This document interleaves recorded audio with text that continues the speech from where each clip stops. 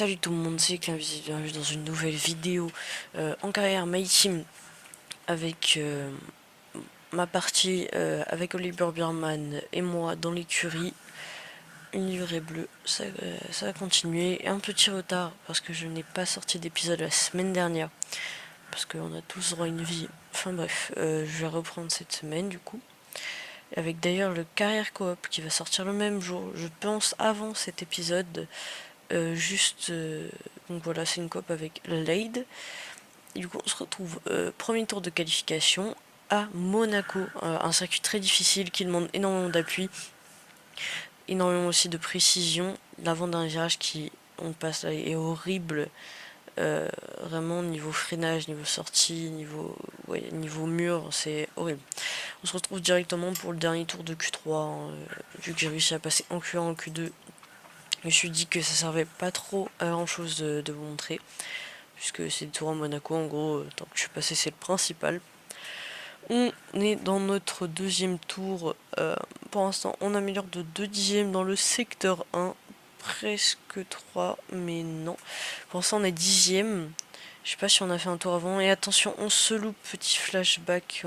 On a accéléré, je pense, un peu trop tôt.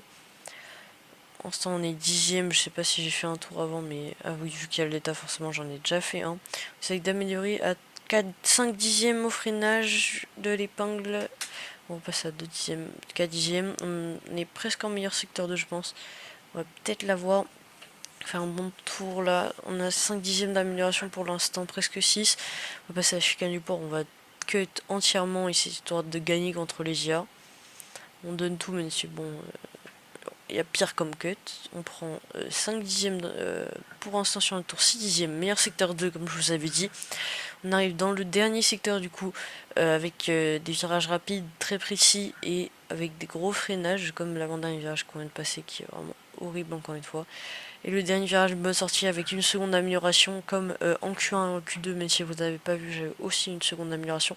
Et on fait une P5 à Monaco.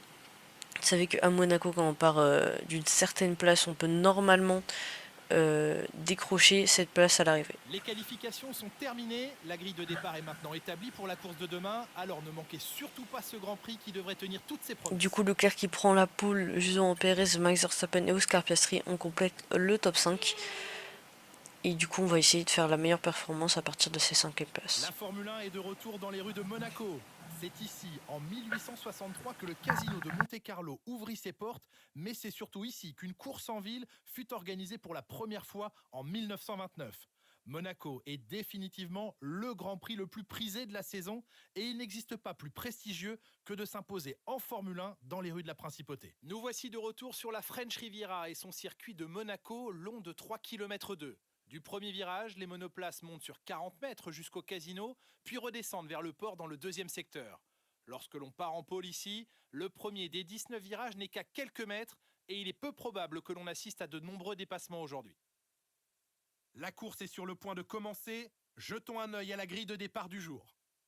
Charles Leclerc part en pole position à l'issue d'une très belle performance lors des qualifications d'hier, devant Sergio Pérez en deuxième position. Derrière eux sur la grille, nous retrouvons Verstappen, Oscar Piastri, le dieu de la pluie, Sainz, Hamilton, Russell, Gasly, Fernando Alonso, Magnussen, Ricciardo, Hülkenberg, Tsunoda, Bottas, Norris, Albon, Ocon, Stroll, Joe, Sargent et Oli Berman. Ça y est, il est l'heure du départ. Tournons-nous vers la grille pour la course du jour. Avec moi dans la cabine de commentaires aujourd'hui, un homme que je tiens en très haute estime, Jacques Villeneuve. Je vais être sympa avec vous en rappelant que vous avez égayé nos dimanches au volant de votre monoplace. Et on voit quand même que Norris part 16ème au Grand Prix de Monaco, où il est très difficile de dépasser. On va partir sur un medium hard vu que toutes les IA. On avait une stratégie hard medium de base. Le tour de formation est lancé et les monoplaces vont pouvoir commencer à grimper les rues de la ville avant de redescendre vers le port de Monaco. Ce tracé est sans aucun doute le plus iconique de la F1 en raison de son cadre si particulier. Il ajoute clairement une dose de glamour et de prestige au championnat. Et du coup, on va voir tout de suite le départ. On voit que énormément de pilotes, enfin énormément, on va dire la moitié de la grille est en hard, histoire de faire un bon départ. Enfin, essayer de faire un overcut, mais si à Monaco, je pense pas. Surtout sur un jeu où l'undercut est vachement présent. Du coup, c'est pour ça que moi, je pars sur un medium hard, histoire de d'avoir un undercut sur les voitures de devant. Et histoire d'avoir peut-être pas des meilleures gommes en fin de course, parce qu'on peut pas doubler, donc ça servira à rien, juste de jouer la track position.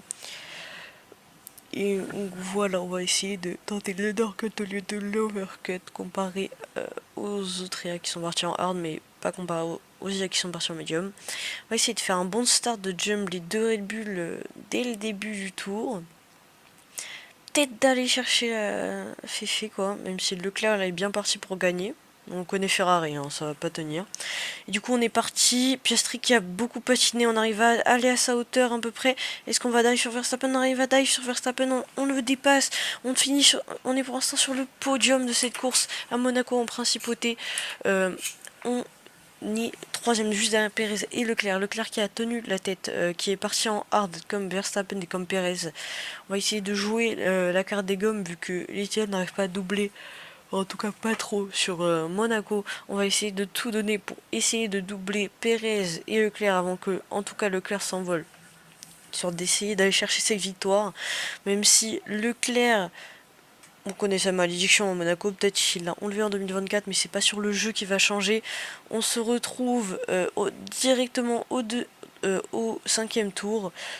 Juste devant Leclerc, Sainz et Perez, on ne sait pas où il est. Il s'est passé un peu trop de choses. On est déjà en hard, je pense qu'il y a eu une safety car ou un red flag et qu'on est reparti. Moi, un red flag et on se fait attaquer par Sainz, un dépassement vraiment. On abandonne parce que bon, je sais pas conduire, j'ai paniqué. Mais le dépassement, je l'ai pas vu du tout venir. Il nous casse le fond plat et voilà. Et du coup, on voit Leclerc au 9ème tour à 10 secondes de pénalité et on perd la voiture. On casse notre élan avant, on essaye de redive Verstappen. Bon, on est vraiment des petits chiens. On est vraiment des petits chiens. On casse notre élan, on casse notre fond plat en essayant de faire le chien. En gros, de garder la place sur Verstappen après avoir fait une erreur. On ressort dernier juste devant Perez qui a DNF en fait. DNF pour Perez. On dépasse sous ses petits cars Sainz. Qu'est-ce que Sainz d'ailleurs fait là? Il était pas en tête tout à l'heure. Enfin bref. On a l'héros cassé, fond plat cassé. Qu'est-ce que je fais?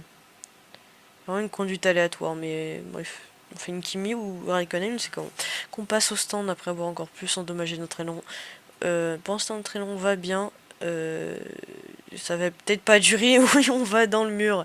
On se crache. On va coûter énormément pour l'écurie purée. Ça a coûté un peu cher tout ça, les réparations. Sa victoire est bonifiée par le point Du du coup, on meilleur tour en abandonne course. à Il témoigne Monaco. de sa domination écrasante sur la concurrence. Les pointes d'accélération, la gestion des pneus, rien n'a été laissé au hasard aujourd'hui. On a assisté à une domination totale du début jusqu'à la fin. C'est quand même bête d'abandonner à Monaco alors qu'on pouvait faire un bon résultat. Bon, avant l'erreur, bien évidemment, avant de faire le petit kikou, comme je dirais. Les pilotes s'avancent vers le podium en ce moment même. Quelle fantastique victoire pour l'écurie Red Bull. Sa performance était phénoménale aujourd'hui et nous a fait vibrer comme jamais tout au long de la course. Du coup, Verstappen qui remporte Monaco, comme je vous avais dit, Leclerc ne remportera pas avec un double podium Mercedes alors qu'il partait 7ème et 8ème. Un Grand Prix plein de rebondissements pour une édition, ma foi, anormale. Que quand on regarde dans la vraie vie, c'est vraiment pas fou. Le Grand Prix il était juste long. Donc Verstappen qui s'impose enfin à Monaco, juste devant les deux Mercedes qui arrivent à faire un double podium en partant assez loin, surtout à Monaco. Leclerc qui a toujours pas gagné à Monaco, en tout cas dans ma carrière. Aucun effort quand Après même. une course comme celle-ci, comment deviner qui va remporter le championnat? Alors soyez au rendez-vous pour suivre le prochain Grand Prix à nos côtés. D'ailleurs, je crois que c'est Lando Norris qui est le championnat géant. Du coup, Verstappen gagne devant Russell, Hamilton, Lance Stroll, Albon et Gasly qui complètent ce top 10. Et Leclerc qui, avec sa pénale de 10 secondes, qui a fini 11ème hors des points à son Grand Prix de domicile. Le Verstappen qui prend le fast Tesla. Ocon qui est juste derrière Charles Leclerc, Ricardo et Hülkenberg qui sont aussi juste derrière. On perd en popularité vu qu'on s'est crash.